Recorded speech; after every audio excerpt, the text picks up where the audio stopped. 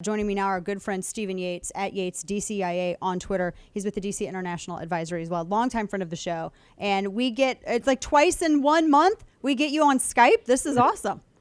Hey, it's great. It's wonderful to be with you. Good to be with you. Not so good to be Biden, though. I feel like he is in a very tough spot, if he's even aware of where he is.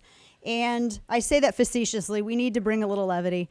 But, with all, in seriousness, though, I feel like he's going to walk this back. And I just to let people know, I mean, you previously worked in the Bush administration. You advised Dick Cheney.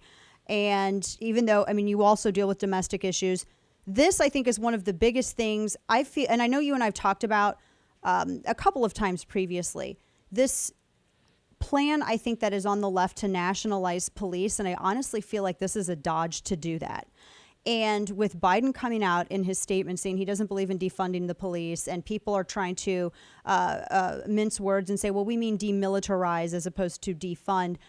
Is he going to have to walk this back? And has he already missed it? Is pulling this emergency brake now too late? Well, I think it was a lose-lose situation for him all the way anyway, Dana. And he may get pushed to walk this back. But if he goes on the defund the police route, there's just no way he can change the electoral college map that Donald Trump redrew in 2016. There's just so many Americans that are fed up with the chaos, the lawlessness.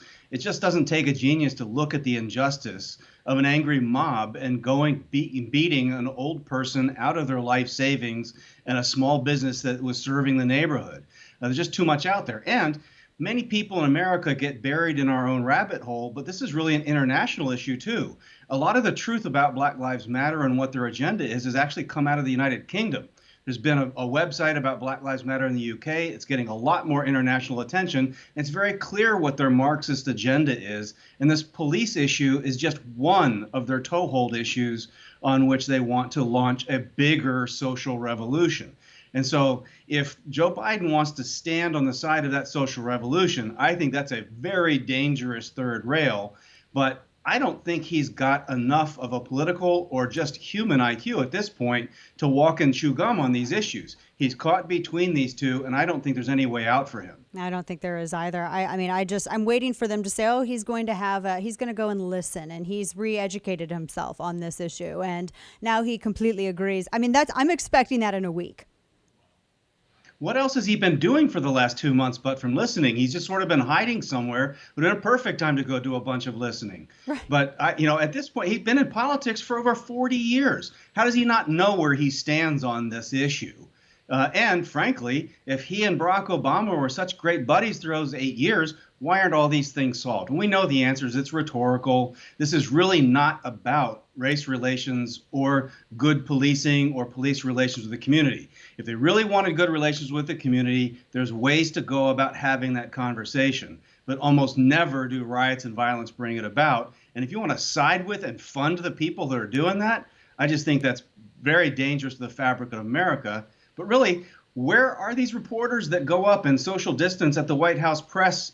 And where are they saying, hey, does anybody know where the money comes from for Black Lives Matter? Does anyone know what percentage of it goes to overhead versus actually doing something in a community? Is it a charitable organization? What exactly are they going to do other than organize these things for a while? I mean, really, the NAACP sat down and negotiated by way of Martin Luther King and others a civil rights bill. That's real stuff. Right. All these guys do is talk. Yeah, and talk, that's all. I mean, and burn down buildings with Antifa. That's what Antifa does. But I keep hearing the phrase, and they use the phrase a lot over and over again, white privilege. And I would think that ultimately, historically, that is the privilege to me of white Democrats who have led on just mass incarcerations, have led on the over-criminalization of American life. Now we have more things that are felonies, it seems, than not. The justice system, and it's the same people who have been leading this and making these policies this entire time that are now turning around and saying, well, this is bad and it's all Trump and Republicans' fault for doing this. But in every single one of these cities, I mean, Stephen, in Minnesota, this is a Minneapolis, a historically Democrat town, Democrat police chief, a Democrat mayor, This state has voted for Democrats more than any other Democrat presidents since 1975, I think it is. So, I mean, clearly they're guided by an ideology. So why is this is ignored? That seems to me the problem. I wish a reporter would go up and ask them, well, what about the Democrats' policies here of creating this with police? Definitely. Definitely. I mean, it's a one-for-one correlation. It's a travesty. Also, this whole saying about white privilege is one of the most racist things that is out there.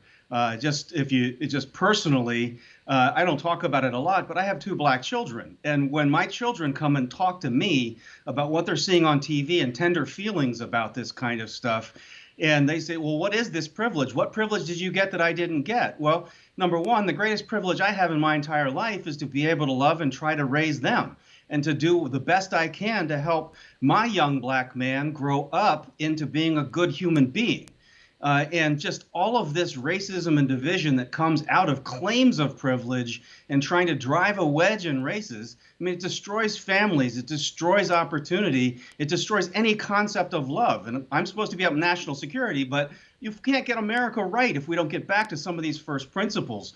And that, I think, is just the biggest travesty out of all this. It hurts me. It hurts my family. Maybe that's my privilege. But really, I think it's a terrible, terrible idea. And I think it's destructive to African-American men to be told that they grow up and the only way they can succeed is if other people bow down and submit to them. I think it's just disgusting to try to make another human being have to submit to you as your only way to get to head. Yeah, that is a fantastic point. And I also love your point as well. You know, we always talk about national security issues, but if domestically it's a mess, you can have no hope of defending yourself internationally, which brings me now to this headline that we've been seeing from the World Health Organization. All of this has been compounded. And we're talking with Stephen Yates of the DC International Advisory. All of this has been compounded by businesses being shut down for months, people who are quarantining at home, and then the very, very influenced by China World Health Organization comes out and says, by the way, everybody, asymptomatic coronavirus patients, they're really actually not spreading the most new infections. Sorry about that. First off, your thoughts on this? I just can't conceive of another organization that has gotten so much so wrong in such a short period of time. It's cost the entire planet so much. So, I mean, they've completely discredited themselves. I mean, the Chinese influence, of course, bothers me because it's something I follow very closely. But even if you take that out of it, they've been wrong about masks. They've been wrong about models. They've been wrong about how this is spread. So, I mean, at this point, I think our public, plus you watch all of these demonstrations where there's clearly no social distancing, and we don't yet have any evidence of an explosion of cases. Maybe they're coming, maybe they're not. But no one's got any science or credibility behind all this at this point. I just think that it's made an entire mockery of the whole situation. But the travesty is this has been, I think, driven mostly by overreaction at home and driven mostly by trying to drag the economy down to influence the November election. Now, maybe you can tighten the tinfoil around my head and say I'm a conspiracy theorist because of that. But really, if you look at what the impact of these demonstrations have been and what the coronavirus reaction has been, it sure smells of heavy politics, not science, not reality, and not really solving anything. No, absolutely. And speaking of China as well, they've begun evacuations of nationals from India. And I know that they've been doing these military exercises, these defensive exercises. It's getting a little dicey there at the border. Tell us a little bit about this, because aren't they involved in enough fights? I mean, at this point right now, so now we're having this instability, or at least like the beginning of instability further here with India and these defensive exercises, and now they're getting all of their nationals out. Apparently they all left this morning. Well, this border dispute has gone on for a very, very long time. It heats up and cools down, but what's a little bit different now is somewhat what you were alluding to. There doesn't seem to be a fight in the world that China doesn't want to pick right now.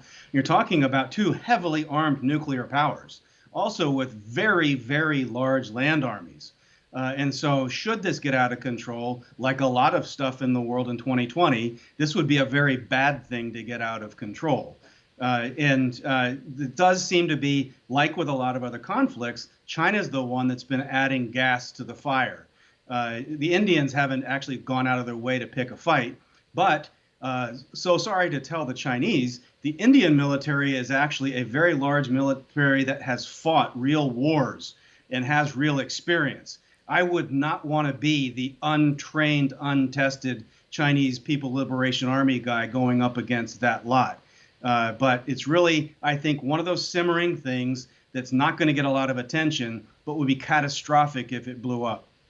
Gosh, well, I'm glad you're saying that it's kind of been there. It's ongoing, and it's not getting a lot of attention. Hopefully, it won't be that way. We've already had a pandemic and murder hornets, so really, just don't think we can handle anything else right now. Really don't. Stephen Yates, always such a pleasure. I'm grateful for you, my friend, and your wise words on everything. As always, thank you.